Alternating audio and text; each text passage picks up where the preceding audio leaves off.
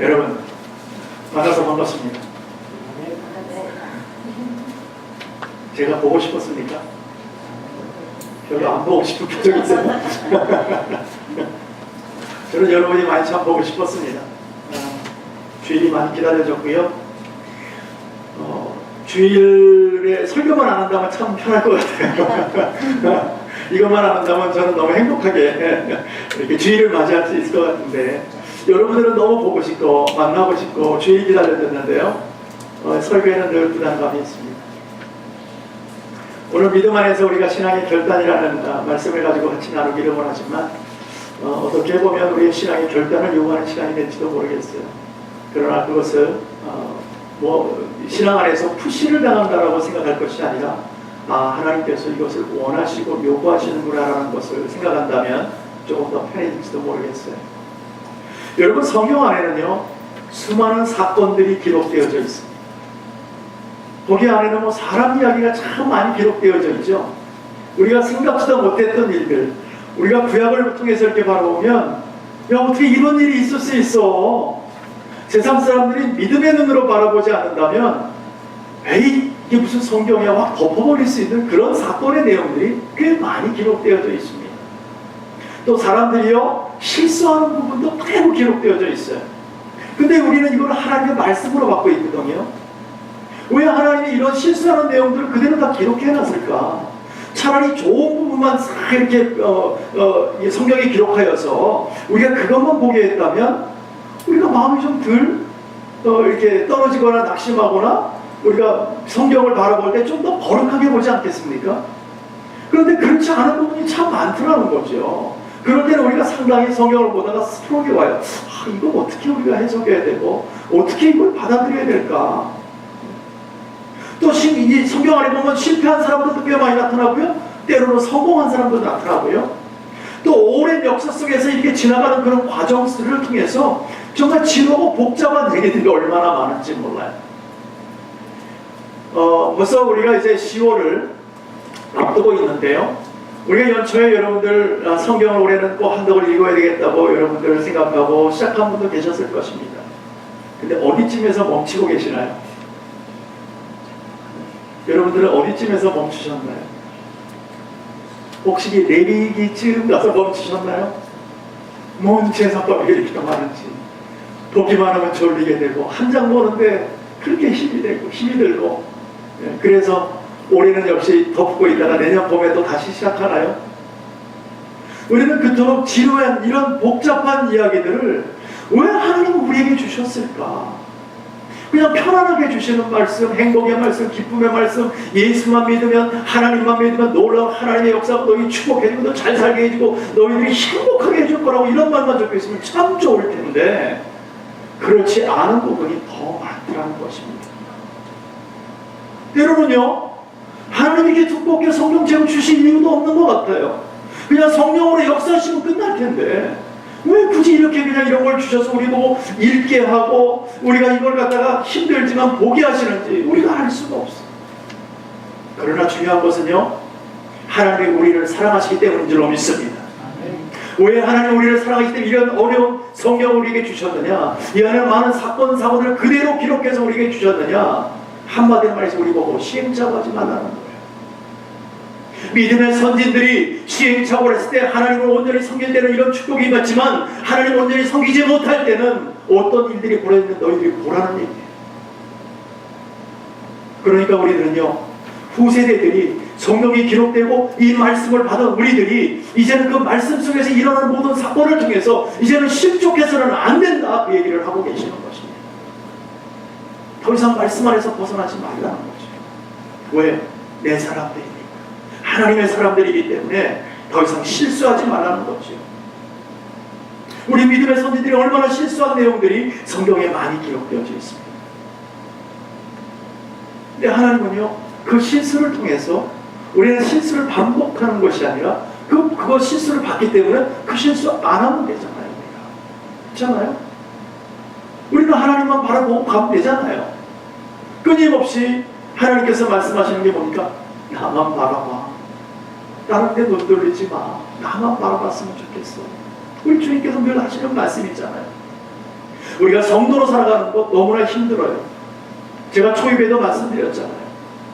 저도 목사지만 목사로서 살아가는 게 힘든 게 아니라 하나님의 사람으로, 여러분들처럼 하나님의 사람으로 살아가는 것 자체가 너무 힘든 거예요. 목사라고 특별하게 하나님과의 무슨 특별한 관계 속에 있는 거 아니잖아요. 저와 여러분이 하나님의 사람이잖아요. 우리는 하나님의 사람답게, 자녀답게 하나님 앞에서 살아가는 사람들이에요. 저라고 왜 고민이 없겠어요? 저라고 왜 힘들 게 없겠어요? 여러분이 가지고 있는 고민들 저도 그대로 가지고 있다는 것입니다. 저도 예수 믿는 거 힘들어요.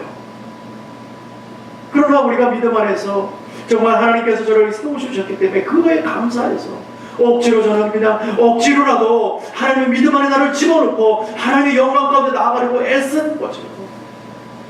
저는 여러분들 그랬으면 좋겠어요. 세상을 바라보면요, 우리는 실수투성이에요. 세상을 바라보면요, 우리는 실족할 수밖에 없는 그런 삶을 살아가고 있어요. 그러나 우리는 믿음 안에서 우리가 정말 하나님 안에서 집어넣고 하나님의 영광을 위해서 살아간다고 우리가 그 앞에서 무릎 꿇고 나가는 거예요. 나를 저 복종시켜 걸어가는 사도 바울처럼 그 믿음 그대로를 가지고 나아갈 때 하나님이 역사해 주시더라고요.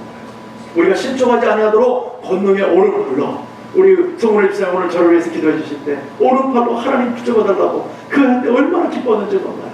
하나님의 권능의 오른팔로 우리 꼭 붙들고 계셔가지고 실족하지 않게 한다고 우리는 승리할 줄로 믿습니다. 그리고 우리 실수 안 하는 거예요. 실수 안 하는 거예요. 우리가요, 어려움이 딱 닥쳐왔을 때 그것을 피해보겠다고 하나님을 막 떠나서 도망가 보세요. 어디까지 갈 수 있겠어요? 언젠가는 하나님 다시 불러요. 제가 그런 케이스 아닙니까? 예? 제가 그런 케이스잖아요. 하나님과 멀리 떠나 있다가 다시 돌아와서 보니까는요, 원점에서 다시 시작하더라는 거예요. 여러분, 그런 시행착오를 겪지 않았으면 좋겠어요. 그런 실수하지 마세요. 도망간다고 도망가 봤는데 거기에 행복이 있는지 알고 거기서 세상 속에서 살아봤는데요, 거기에 행복이 없었어요. 물질은 많이 좀 생겼는지는 모르겠는데, 먹고 사는 게 편해졌는지는 모르지만, 내가 지위가 있어서 편했는지는 모르겠지만 거기에서 나의 행복을 찾을 수는 없었다는 거예요. 여러분은 어떠세요? 여러분의 삶 가운데 행복이 있으십니까? 물질로 행복을 대신해 줍니까? 하나님이 함께하지 않으면요, 그곳에 행복이 없더라고요. 날마다 마음이 힘들고 복잡한 일만 생기는 거예요. 오늘 말씀 안에서 보세요. 엘리멜렉이라는 사람이 한 가정의 가장입니다. 가장의 선택이 얼마나 중요한지 몰라요. 근데 하나님의 징계를 피해보겠다고 모압 땅으로 가버렸어요. 그 간 결과가요, 그 한 번의 잘못된 선택이요, 엘리멜렉 죽고요, 남자는 다 죽습니다. 완전히 가정이 풍지박살나버려요. 이게 꼭 엘리멜렉 가정의 뿐의 그 얘기입니까? 우리 얘기는 아닐까요? 혹시 우리에게 닥쳐올 일은 아닐까요? 하나님이 주신 얘기, 이 말씀이 옛날 루시대에만 일어났던 일이고 오늘은 안 일어나는 일일까요? 오늘도 일어나고 있다는 거예요. 왜요? 하나님 동일하신, 그때나 지금이나 동일하신 하나님이십니다. 그 하나님이 루시라는 그 나라, 말씀을 통해서, 성경을 통해서 우리 너희들이 보면은 이제는 실수하지 말라는 거예요. 엘리멜렉에 하나님을 떠나서 자기는 하나님을 떠난다고 생각 안 했던 거예요. 단지 하나님의 주신 그 징계를 좀 피해보겠다고, 징계는 하나님의 사랑이 담겨있다고 제가 말씀드렸어요. 그 사랑을 피해보겠다고 자기는 그게 싫어서 도망가 버렸어요. 잠시 가서 살다가 다시 풍년이 되면 돌아오려고 했어요. 자기는 오려고 했지만 올 수 있었어요, 없었어요? 못 와요. 예. 거기서 죽어버렸다니까. 하나님의 총애를 떠나버렸어요. 그러니까 심각한 문제가 생긴 거예요. 우리가 하나님의 징계를 올 때는요, 우리가 하나님의 어려움이 올 때는요, 무릎 꿇는 게 최고예요. 버티는 거예요. 버티는 사람이 승리하는 거예요, 하나님 앞에서. 예. 그걸 피해보겠다고 매한테 딱 때리니까 아이고 막 도망가 버리면 하나님이 어떻게 하세요? 기다려주세요. 속상하세요. 간 만큼 다시 돌아와서 다시 시작해야 된다니까요, 여러분. 예. 다시 돌아오면은 믿음이 내가 있는 거 고매한 믿음을 가지고 있으니까 내가 금방 다시 시작할, 아니요, 그렇게 되지 않아요. 다시 믿음 쌓기, 믿음으로 무릎으로 간다는 게 그렇게 쉬운 게 아니에요. 얼마나 힘든지 몰라요. 우리 일평생 믿음으로 가야 되는데 그게 너무나 힘들다는 거죠. 그러나 오늘 믿음 안에서 우리가 이 말씀 속에서 보면요, 감사한 곳이 하나 있어요. 무엇이 감사하냐면 어떠한 모양 속에 있다 할지라도 하나님께 항복하고 하나님께 두 손 들고 나올 때 하나님은 묻지도 따지지도 않는다는 거예요. 그냥 감싸 안아주신다. 그리고 회복시켜 주세요. 얼마나 감사한 하나님이세요. 우리 부모님들도 그렇잖아요. 아이가 실수를 했어요. 잘못을 했어요. 그래서 한 대 때렸어요. 그럼 도망가. 며칠씩 집에 안 들어와. 막 엄마 아빠 어때요? 마음이 녹아져요. 녹아져. 그 아이가 싫어요. 미워요. 내 새끼지만 미워하는 짓이. 그런데도 부모 마음은 녹아버린다니까요. 그 심장이 타들어간다니까요. 그 아이의 연락 한마디만 있어도 전화 한 통만 따고 엄마 나야. 이 한마디만 해도 엄마 마음이 확 뚫려요. 예? 왜요? 그 안에 얼마나 큰 사랑이 담겨져 있는 거예요. 그 아이가 들어올 때요, 이놈의 새끼 나쁜 새끼라고 또 때리는 그런 부모가 있습니까? 안 때려요. 아무 말도 안 해요. 그냥 기다려줘요. 저 녀석이 오늘 그래도 밥이라도 먹고 다니면 내가 맛있는 밥이라도 한 그릇 해줘야지. 오늘 불고기 좋아하니까 내가 불고기라도 해줘야지. 아무 말 안 하고 부모는 그냥 만들어서 주는 거예요. 아들은 또 그걸 몰라. 툴툴거리만 하시거든요. 말도 안 하고 그냥 퉁해가지고 지가 미안하니까 더. 예. 근데 표현은 애들이 그렇게 표현하잖아요. 말 안 해요. 미안하니까 더. 그리고 엇나가는 것처럼 보여요. 오히려 자기가 큰 소리 치지. 예. 근데 우리 부모님이 어때요? 말없이 기다려요. 그러다가 아들이 엄마 한마디에 엄마는 그냥 무너져 내리는 거예요. 다 용서가 된 거예요. 그래서 얼굴 한번 본 걸로 다 용서가 됐잖아요. 그냥 안아주는 거죠. 그게 부모 아닙니까? 이게 부모잖아요. 우리 하나님이 그러신 줄로 믿습니다. 우리가 아무리 죄를 짓고 우리가 아무리 힘들게 하고 아무리 어렵게 할지라도 우리가 무릎 꿇고 하나님이 용서하셔서 오기만 한다면 하나님이 안아주신 줄로 믿습니다. 오늘 나오미가 그런 사람이라는 거예요. 엘리멜렉이는 자기 남편은 죽어버렸지고 자기는 과부가 됐지만 자기가 하나님을 발견하고 돌아올 때 우리 하나님은 안아주시더라는 거죠. 나오미가 얼마나 세상 풍파를 많이 겪었는지 몰라요. 그러나 자기가 하나님을 다시 발견할 때에 얼마나 기쁨으로 회복되는지 한번 하나님 안에 말씀 안에서 보시기 바랍니다. 이제 하나님을 자기가 이게 모든 징계와 이런 어려운 문제들이 하나님께로부터 왔다는 것을 나오미가 알게 됩니다. 그걸 깨닫게 돼요. 그러고 나서 모압 땅에 살던 것을 모든 걸 정리하고 이스라엘 백성이기 때문에 선민의 땅으로 돌아오려고 준비합니다. 집을 준비하고 정리해서 이제 버릴 거 버리고, 이제 뭐 옛날에는 뭘 여자들이 뭘 얼마나 가져갈 수 있겠어요. 그래서 보따리 하나씩 들고 이제 다시 자기 고향 땅으로 돌아오는 그런 노중에서 일어났던 일을 한번 보려고 합니다. 6절을 한번 같이 보실까요?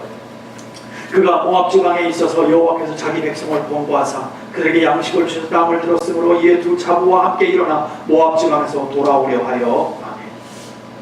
그동안 흉년은 이스라엘에 대한 하나님의 징계였어요. 왜냐하면 사사기 마지막 절에 보니까 뭐라고 얘기했냐면 그때 이스라엘 왕이 없기 때문에 자기 마음대로 살았다는 거예요. 지네 마음대로 좋은 게 좋은 거라는 식으로 자기 생각대로 하나님을 의식하지 않고 살았다는 거예요. 하나님의 백성들이 하나님을 의식하지 않고 살으니까 하나님께서 이 녀석들 안 되겠네. 그래서 매를 한 대 딱 때렸어요. 그 징계의 매가 흉년이라는 거였어요. 흉년. 그래서 그 흉년을 딱 받았는데, 그 징계를 받았는데 엘리멜렉 가족은 이걸 알지 못하고 깨닫지 못하고 흉년을 피해서 모압 땅으로 가버렸던 거죠. 잠시 흉년을 피해서 흉년이 들면 돌아오려고 그는 그렇게 생각했어요. 그러나 결국은 돌아오지 못했습니다. 얼마 가지 않아서 죽게 되잖아요. 이때까지만 해도 나오미가요 정신을 못 차립니다. 이게 하나님께서 나에게 주신 징계라는 것을 깨닫지 못합니다. 그러고 나서 두 번째 악을 뭘로 저질렀다고요? 자기 아들들의 며느리를 모압 지방에서 있는 그 자녀들을, 그 여자들을 그냥 데려다가 결혼을 시킵니다. 하나님께서는 이방 여자와 통혼하지 말라고 했어요. 그런데 지금 전혀 그거에 관계없이 자기 아들들을 결혼시켜요. 결혼시켰는데요, 행복하게 잘 살면 좋은데 말년과 기론이라는 두 아들이 얼마 결혼 생활 못하고 그냥 순차적으로 죽어버린 거예요. 시어머니 과부, 큰 며느리 과부, 작은 며느리 과부, 과부만 사는 거예요, 집에. 얼마나 속상한지 모르는 거죠. 얼마나 힘이 들겠어요. 이 말년과 기론이요, 결혼해서 아이라도 좀 낳고 살았으면 좋았을 텐데. 남들은 뭐 결혼하자마자 허니문 베이비가 생겼다고 난리인데, 이 얘는 어떻게 된 게 애도 없이 다 죽어버렸어요. 이때 당시에는요, 애가 없이 죽었다 그러면 징계를 당했다라고 얘기해요. 그러니까 지금 징계의 연결선상이 계속되고 있는 거예요. 그러니까 두 아들이 그냥 죽고 애들이 없기 그냥 후사를 남기지 못했다는 거예요. 그러니까 엎치되 덮친 거죠, 막 그냥. 어떻게 헤어날 방법이 없는 거죠. 여러분이 인생을 살아갈 때 그러죠. 어떤 일이 올 때 하나 딱 문제가 왔을 때 이거 하나만 딱 문제가 해결되고 다른 문제가 오면 참 좋을 텐데, 문제가 올 때는 꼭 겹쳐서 옵니다. 어려운 문제가 왜 이렇게 많이 오는지 몰라요. 막 그냥 엎친 데 덮친 데다가 아직 넓은 파도까지 갖다 쳐버려요. 어디 가서 헤맬 데가 없는 거야. 살 구멍을 못 찾는 거예요. 그때 우리는 주님을 찾아야 살 길이 열릴 줄로 믿습니다. 갈 데가 없어요. 갈 데가. 이상하게 몰아쳐서 온단 말이에요. 제가 법하고 이렇게 가까운 사람인지 몰랐어요, 요새. 아시는 분만 아실 텐데. 그냥 집은 집대로, 가정은 가정대로. 이러다가 제가 법 받으러 가야 될 것 같아요. 하여튼 이 내용을 한꺼번에 오는 거예요. 참 신기하죠. 왜요? 하나님께서는요, 코너에 모르면 모를수록 누구를 바라보라? 하나님 바라보라는 거예요, 지금. 딴 생각하지 말아라. 다른 것 때문에 너희들이 구원받거나 해결되지 못한다. 내가 코너로 보는 것은 나를 발견케 하는 거다, 나를. 우리 믿음의 성도는 그걸 빨리 깨달아야 돼요. 그래서 주님 바라보면 살 길이 열리는 거예요. 그래서 기도하는 거예요. 이제 이 나오미가 이스라엘 땅에 그 떡집 베들레헴에 흉년이 들었다는 소리를 들었어요. 그 얘기는 뭡니까? 하나님께서 이스라엘 백성들을 보시고 그 마음을 좀 돌이키셨어요. 그래서 흉년에서 풍년으로 이제 바꿔주신 거예요. 그 한마디로 말하면 뭡니까? 징계를 푸셨다 하는 것을 볼 수가 있잖아요. 풍년이 들었으니까.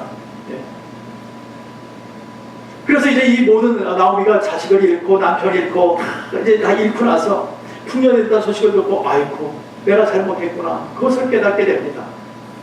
이 하나님께서 온 내가 여태까지 이 모압 땅에서 살면서 보니까 내가 이 갖고 있던 모든 것을 다 잃어버렸는데 이 잃어버린 결과가 도대체 무엇 때문일까? 고민하고 기도하다가 보니까 이게 내가 받을 징계였구나. 하나님께서 원치 않은 일을 우리가 했기 때문에 이런 일이 생겼구나. 이것을 알게 돼요. 그것이 오늘 13절 하반절에 보면 이렇게 고백합니다. 여호와의 손이 나를 치셨으므로 라고 고백을 합니다. 그 얘기는 뭡니까? 주님을 바라보니까 주님께서 나에게 이런 어려움을 주셨구나 라는 것을 깨닫게 됐다는 거죠. 그래서 주님을 바라보게 됐어요. 이 사실을 깨닫고 나니까 용기가 생겼어요. 이제 난 고향으로 돌아가야 되겠구나. 거기 가야 살 길이 생기겠구나. 하나님의 백성들이 함께하는, 하나님이 기뻐하시는 그곳에 가야 내가 살겠구나 하고 고향으로 가고 있습니다. 근데 고향으로 가려고 다 정리하고 가고 있는데 가만히 생각해 보니까 지금 누가 있어요? 데리고 갈 사람이 두 사람이나 있어요. 두 며느리예요. 국적이 태산인 거예요. 이 과부들 두 며느리들 오르바와 룻을 데리고 가야 되는데 이들을 도대체 어떻게 데리고 가야 되는가? 아무리 생각해도 이방 여인들을 데리고 이스라엘 총회 유다 땅으로 가게서 같이 산다는 건 참 어려운 문제라는 거죠.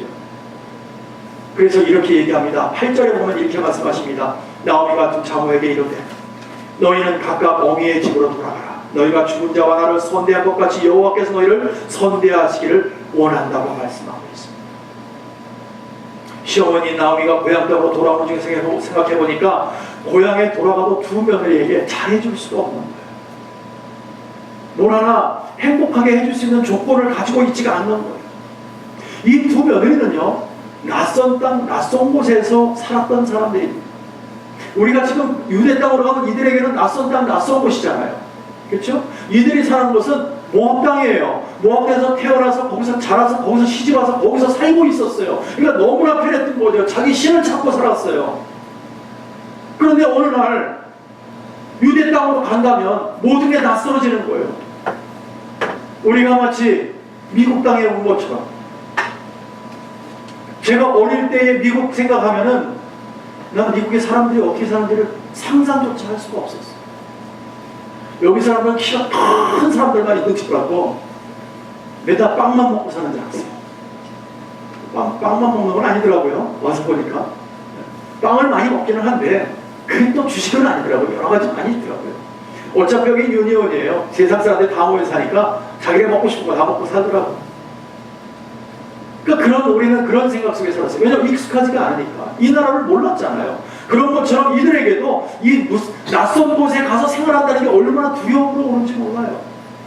우리가 미국 땅에서 조금 사니까 익숙해져서 저도 LA에 오니까 한 2년 지나니까 이제 길도 알고 익숙해지니까 얼마나 편한지 몰라요. 너무 좋아요. 예, 한국 식당이 많죠. 한국 식품점이 많으니까 그냥 언제든지 가서 뭐 사기도 하고 얼마나 좋은지 몰라요. 근데 제가 살던 북가주에서는요, 뭘 하나 사가려고 운전하고 한참을 가야 뭘 하나 산단 말이죠. 생활이 너무 달랐어요. 한국 음식 하나 먹으려면 짜장면 한 그릇 먹고 싶으면 40분 드라이브 해야 됩니다. 예, 여기서는요 걸어가도 먹을 수 있어요. 얼마나 행복한지 몰라요. 우리 와이프의 소원이 뭔지 아십니까? 북가주에 있을 때는 한국 제과점에서 파는 빵 좀 시켜 먹어봤으면 좋겠다 했어요. 여기 와서 시켜 먹으니까 더 이상 안 먹어요. 요새는요 살찐다고 안 먹어요. 그러니까 사람이 그런 거예요. 네. 지금 이들에게 낯선 땅에 와서 살라는 것이 시어머니한테 상당히 부담스러웠다는 거죠. 그래서 이들을 도저히 대구는 못 가겠다. 너희들이 나랑 같이 가는 것보다는 너희 어머니 집으로 돌아가라. 너희 아버지 집으로 돌아가서 거기서 다시 재혼해서 살았으면 좋겠다. 너희들 정말 앞길이 구만이 같지 않느냐. 너무 청춘이지 않느냐. 이 청춘을 나와 함께 그냥 버리는 것은 너무 그거는 에너지 낭비다. 네, 그건 너무 안 좋은 거다. 돌아가라. 어떻게 보면 얼마나 아름다운 모습입니까? 네, 어머니의 정말 그 아름다운 모습 아닙니까? 돌아가서 행복하게 살라고 이렇게 해주는 것은 쉬운 일은 아니지요. 그러나 이들 보면 이 두 며느리들이 10절에 보면 이렇게 얘기합니다. 우리는 어머니와 함께 어머니의 백성으로 돌아가겠다. 하나님, 나오미가 얘기를 했는데도 불구하고 자기네들은 어머니 따라가서 살겠다는 거예요. 네? 거기서 태어나서 거기에 살던 사람이 지금 새로운 곳에 가서 어머니 고향 땅에 가서 내가 그래도 힘들어도 같이 살겠다고 이야기를 해요. 얼마나 감사한 일이에요. 네? 그러나 이들이 자기는 어차피 출고 외인이기 때문에 나는 이 집에 시집 왔으니까 내가 어머니를 모시는 것은 당연하다. 그래서 내가 아무리 힘들어도 내가 어머니를 모시겠습니다. 라고 얘기하고 전부 자기네들도 고향 땅으로 어머니 고향 땅으로 같이 살겠습니다. 라고 얘기를 하지만 얼마나 두려움은 많았겠냐는 거죠. 그러면서 그 이야기를 들은 어머니가 얼마나 기뻤겠어요. 야, 우리 며느리가 그래도 나를 생각하고 나를 버리지 않고 요즘 같아서는 갖다 버리기도 한다는데, 네?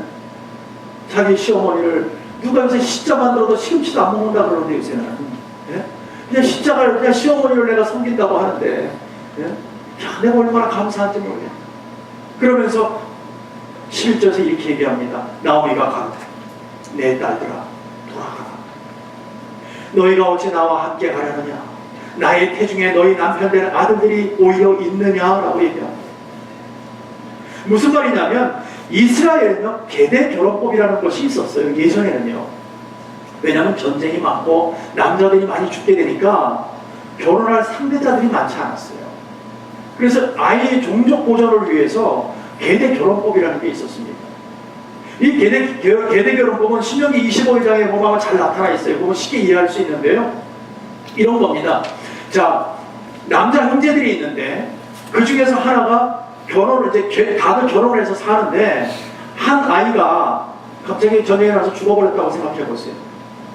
근데 며느리는 이 결혼했던 며느리는 화포됐잖아요. 근데 애가 없어. 애를 낳지 않고 죽었단 말이에요. 그러면 이 며느리에 있던 또 다른 사람한테 형수도 될 수 있고 제수도 될 수 있어요. 그렇죠? 이 여인을 그 형한테 이 죽은 남자의 형한테 결혼을 하든지 동생한테 결혼을 해야 돼요. 어디 다른 데 가는 게 아니라 그 안에서 결혼을 해요. 그래서 아이를 낳으면 그 가운데 아이를 낳으면 그 아이는 누구의 아이가 되냐면 그 형의 아이가 되는 것이 아니라 죽은 사람의 아들이 되는 거예요.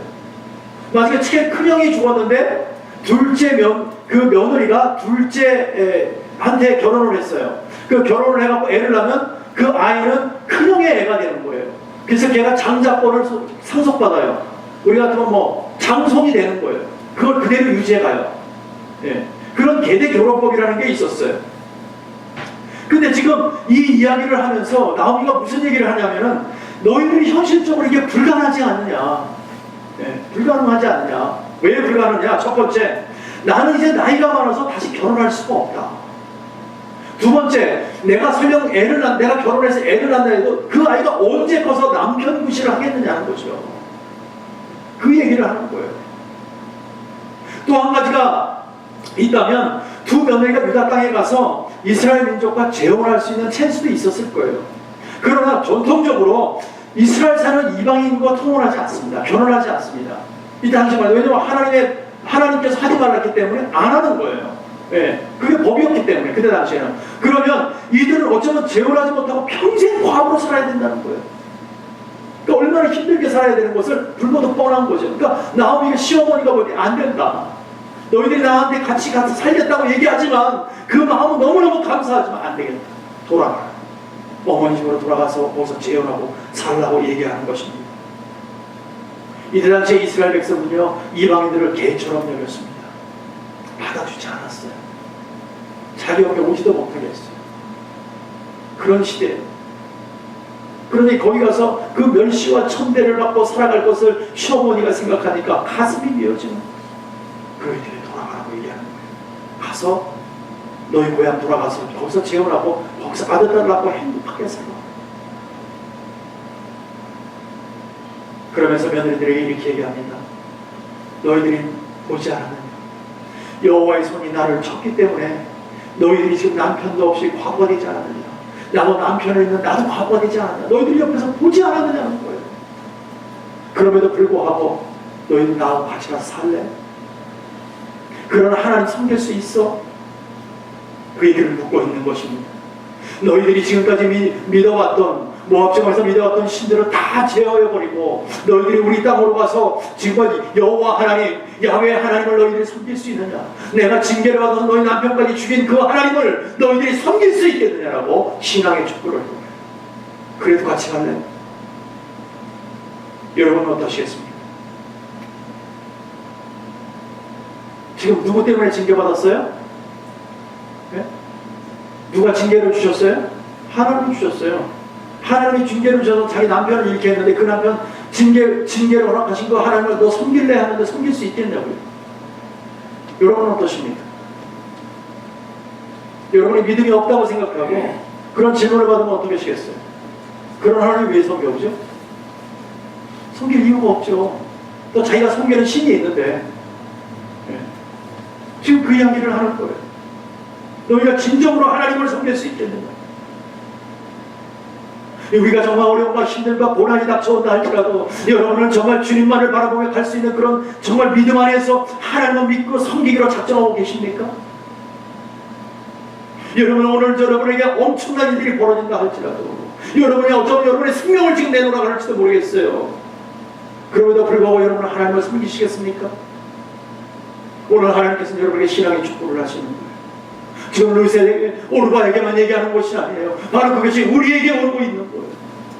우리가 정말 믿음 안에 산다 그러고 하나님의 사람이라고 얘기하고 있는데 우리가 정말 하나님께서 오는 그 어려움 그것을 통해서 하나님 영광 받기를 원하시는데 거기에 우리를 집어넣을 수 있겠어요?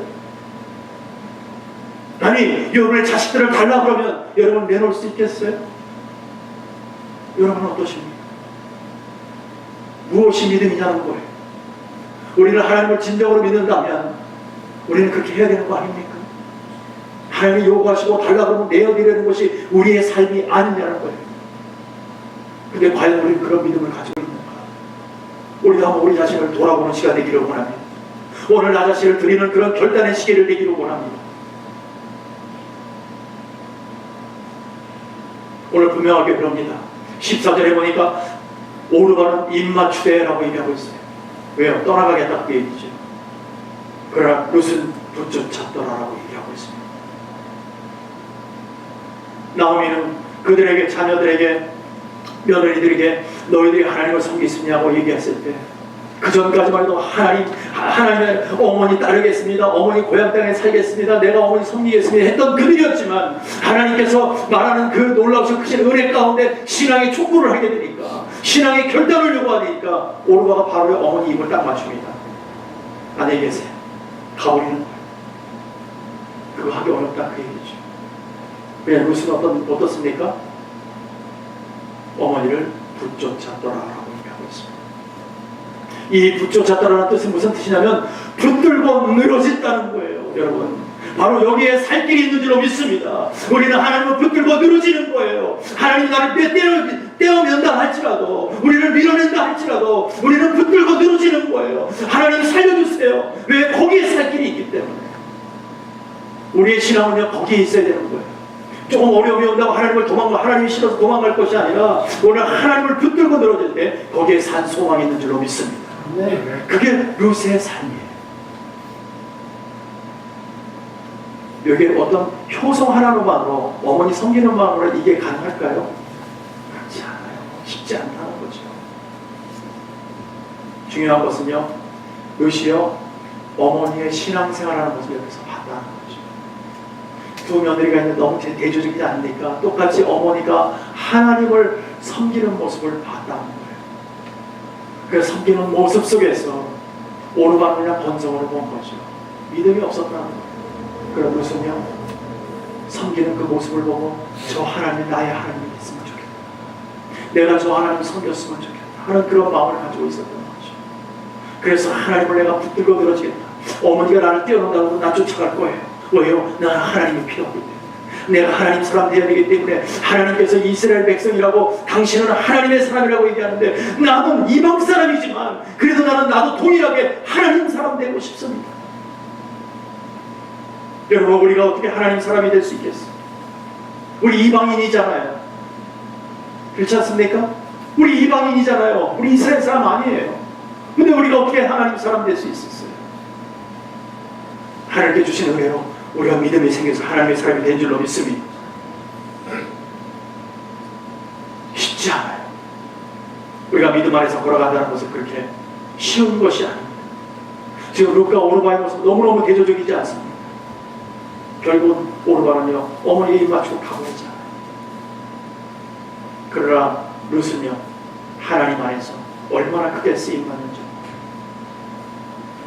성경에 기록될 만큼, 이방 여인이 성경에 기록될 만큼, 또 그를 통해서 다윗과 또 이스라엘의 놀라운 하나님의 계보가 만들어지지 않습니까?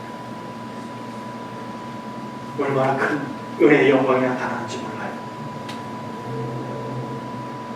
저는 이걸 보면서 룻의 모습이 꼭 아브라함의 믿음을 갖고 있지 않나 하는 생각이 들어요. 아브라함에게 하나님께서 본토 친척 아비집을 떠나라, 그 말했을 때 그냥 떠나는 아브라함, 갈 바를 뭘 알지 못하고 그냥 떠나는 아브라함, 앞으로 어떤 일들이 벌어질지 모르지만 하나님께서 가라고 명령했기 때문에 가는 거 아브라함이었어요. 오늘 보세요.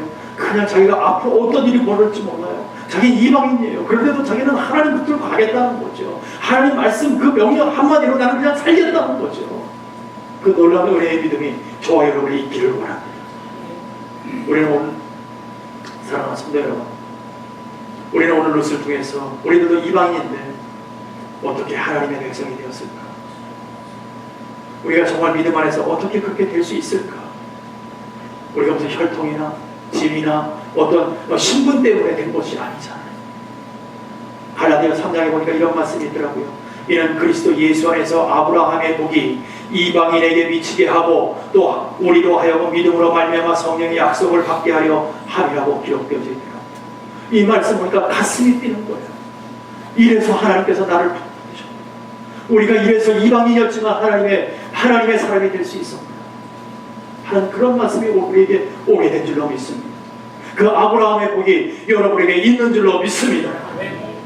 우리 행복해지는 거예요. 우리가 하나님의 백성이 될 수 있는 것은 오늘 룻과 같이 하나님의 말씀을 경험해봤고 하나님의 백성으로 살아갈 때 바로 언약 백성이 되더라는 것입니다. 우리 모두 언약 백성인 줄로 믿습니다. 여러분 아무리 힘들고 어려울지라도 오르바처럼 도망가지 마시고 루처럼 끝까지 하나님의 영광 안에서 걸어가는 저와 여러분 되길 바랍니다.